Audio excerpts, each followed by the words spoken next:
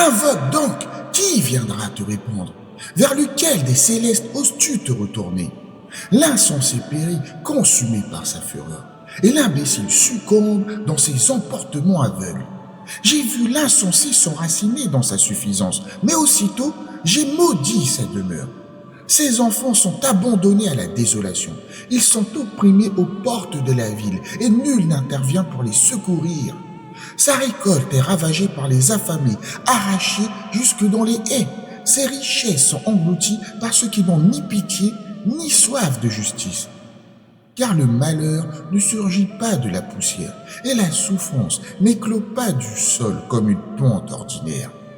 Non, l'homme est né pour la tribulation, tout comme les étincelles jaillissent inévitablement des flammes. Quant à moi, je me tournerai vers Yahweh. Je déposerai ma cause entre ses mains souveraines, car il accomplit des merveilles insondables, des prodiges innombrables. Il dispense les pluies sur la terre et fait ruisseler l'eau sur les champs arides. Il élève les humbles et restaure ceux qui sont accablés par la détresse. Il déjoue les intrigues des rusés, et leurs mains échouent dans leurs projets tortueux. Il attrape les sages dans leurs propres stratagèmes, et les complots des manipulateurs s'écroulent sous leur poids. Ils se heurtent aux ténèbres en plein jour, et en plein midi, ils errent comme dans la nuit. Yahweh sauve les opprimés de la morsure des puissants et les protège des griffes des tyrans. Alors l'espérance renaît pour les pauvres, tandis que la bouche de l'injustice est réduite au silence. Heureux l'homme que Yahweh corrige.